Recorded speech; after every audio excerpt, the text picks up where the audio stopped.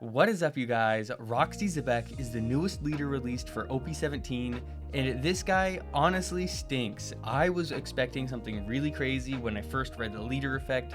My hopes were really high, but it turns out that you have a bit of consistency at the expense of having absolutely zero counters and your opponent can just steamroll you. So if you haven't seen the deck before, there are some really cool cards, and so we'll just get into them right now.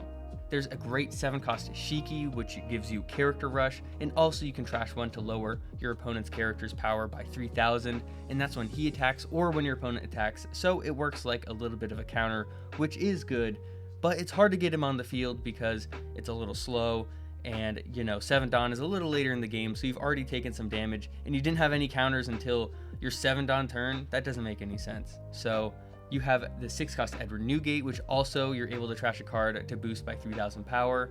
But again, only on your 6 Dawn turn. It's only once too, and then everything else is still a brick. It's just really unfortunate.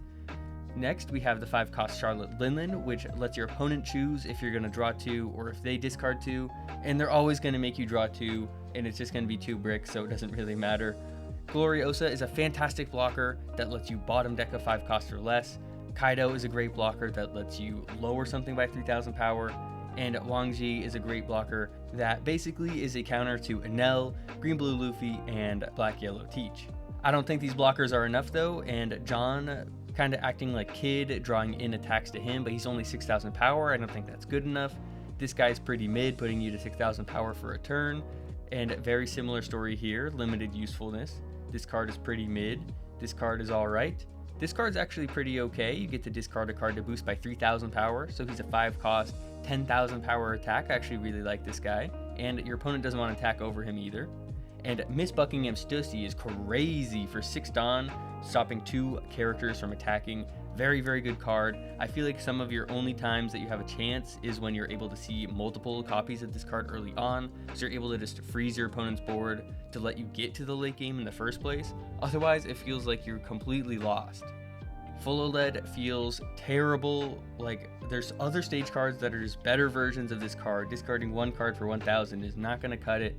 These 0-cost events are alright. You get to use them as 2k counters, and then they do have some upside. So these are probably some of the best cards in your deck, especially this one that lets you get unblockable. And the 10-cost Rocks D Xebec actually counts as a 2k counter as well, as long as you only have bricks on your field, which you basically only ever have bricks.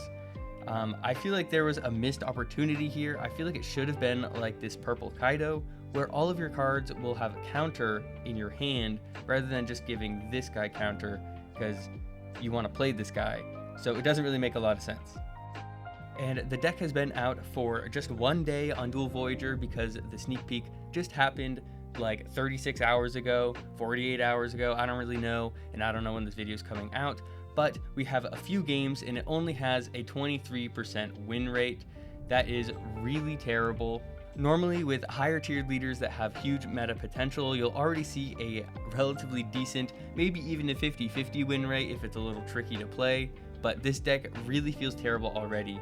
Only 23% win rate, only won 3 times out of 13, only a few games have happened, so who knows where we'll take it, but it is not looking very good for Xebec. This isn't to say that the deck isn't fun. I've been having a lot of fun playing it. This is a deck that I have. I think one thing that is super important is this Buckin Rocks Pirates character because it is the only one that has a counter and it was released in OP08. So I think it is mandatory just so you have any amount of counters in your hand. And I really do feel like the difference between this deck being terrible and this deck being fantastic is going to depend on the pilot. It's going to depend on the person playing it. And part of that is going to be the build of the deck. And I think that for this deck to really succeed, unless we have some really crazy Rocks Pirates coming out that haven't been revealed yet, or if some are going to come out in OP18, if we don't get those, I think the direction it's going to have to take is a mixed build, not a mono Rocks Pirates build where you're just using your leader's effect every turn without any worry. I think you might have to play cards like the 1-cost Carrot, for instance, where you're able to look at the top of your deck, rearrange it to make sure that you hit off your leader's effect, but then Carrot is still a counter during your opponent's turn. This would also help you set up things like the 9-cost Sanji, and also cards like the 3-cost Namule, where you have a blocker that draws 2 and places 2 from the top or bottom of your deck. You're actually able to put a Rocks Pirate from your hand on top, letting you use your leader's effect. So this 3-cost blocker basically turns into a blocker and a draw 2, which I think is really solid on this guy because he's just 3 cost. You have the same thing for this 5-cost ace, but I don't know if it's the same. I mean, sure, it's 6,000 power, but you are investing a lot into that play. So maybe something like the 4-cost ace, where it's not a blocker, but you still get that effect, and then you get to attach a Dawn card. Then he's still a 6,000 power character. I thought that was pretty nice, gave you some options there. And of course, if you already are not playing a mono rocks build, you might as well play Gum Gum Ray and just get some of those bricks out of there. And also, I thought the 4-cost ulti was pretty interesting too, because, oh, just kidding, can't be ulti, only if your leader's multicolored. But in any case, I think that this leader has a lot of potential, especially against slower decks, and you do have the option to tech in some other cards. So I'm excited to see where this deck heads with the new cards that are coming out, and also just with what happens in OP18, because often they release support for other decks just one set later. So let me know what you guys think in the comments below, and if you enjoyed the video, make sure to like and subscribe. But anyways, if you're still here, you're the best, and I'll see you guys next time.